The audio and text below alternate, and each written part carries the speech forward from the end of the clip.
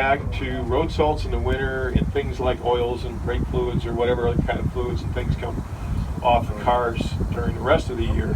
Keep track of that data and pass that information on, trying to get plants that will do well in that location, growing in the nurseries. Well, on our left coming up here is Crowley Marsh. It's one of 28 that we have here in the grounds. They're a combination of man-made and reclaimed.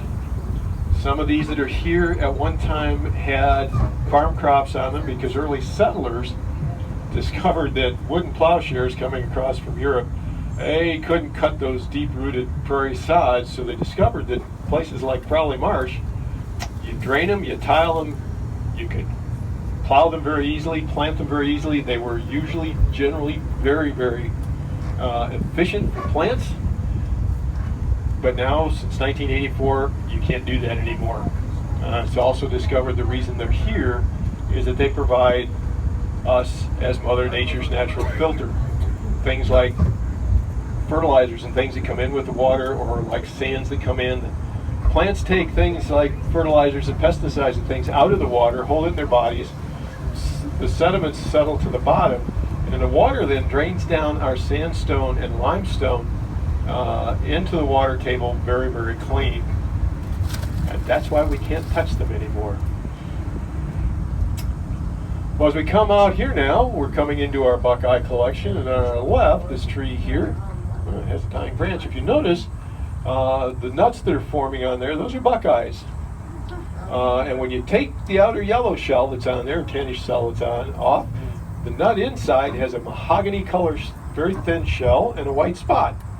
It is that white spot that gave it its name. Native Americans thought it looked like the eye of the buck, called it a Buckeye, and that's the name they passed on to settlers as they came into this country, and that name has stuck to this day.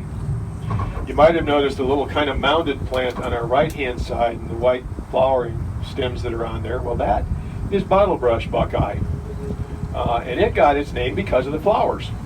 It looks like to people, it looks like an old-fashioned bottle brush.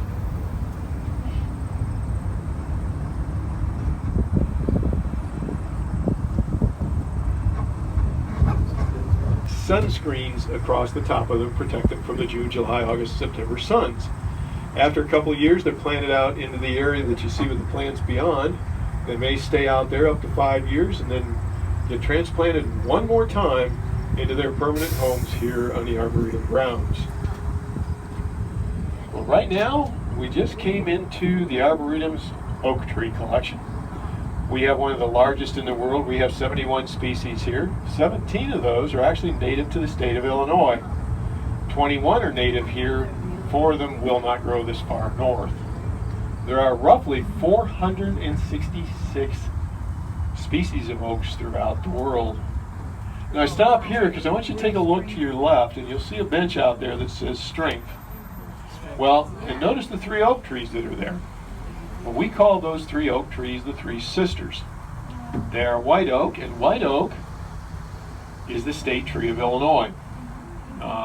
Those trees are roughly 180 years old, and if you think about that in historic terms, that means those were already small trees when we ended the Civil War in 1865. So they were already here and growing way back then. The silver bands you see around the trees are part of a 5-year research program. They're on stainless steel, and they have a spring if you walked up and looked at it.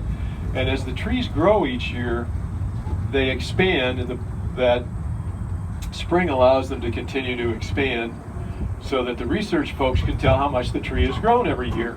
The reason they want to do that is they want to know how the trees are reacting to the climate over the next 5 years without drilling into it. As we come in here now, notice this path that goes on either side of us. There are 16 miles of trails throughout the Arboretum grounds, the 1,700 acres. There are 9 miles of roads. The trails are reserved for walking. That's it. The mulch surface that we use is not conducive for running or bicycling, so the bicycles, joggers, and vehicles share the road, and that's why you'll see me driving most all the time over on the left-hand side, because the right-hand side is set aside for bicycles. Well, now if you look on both sides of the tram and look at the woods on each side, it's considerably different on the left than it is on the right-hand side. Reason for that is what you're seeing is the woodlands on the left that has happened to the woodlands throughout North America. Since settlement began, settlers would bring their favorite plants from their home countries, plant them, and they would escape into the woods. Eventually they took over the forest floor. Things here are things like buckthorn and honeysuckle are the major invasive plants in there. On the right-hand side, well, that's the woods you would have seen as a settler coming into the northern Illinois in the early 1800s. Over the last 15 years, one of our ground crews and about 300 or 400 different volunteers over that time removed all the invasive plants from under this area. And all the plants you see right now, those yellow ones that are in bloom, those are tick seed. And then there's Joe Pieweed. We'll see those are kind of a fuzzy little thing growing up here. Every one of those plants was here when we took out the invasive plants.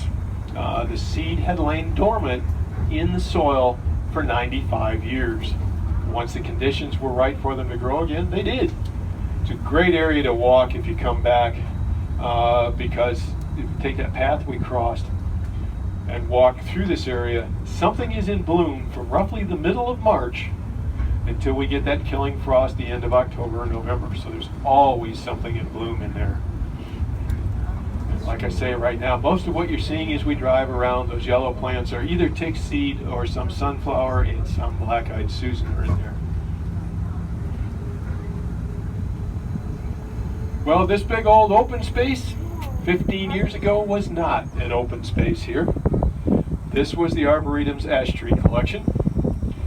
You'll see what's left of them over on the left-hand side. Those will be allowed to fall over and decay back into the ground, put the nutrients back in the soil.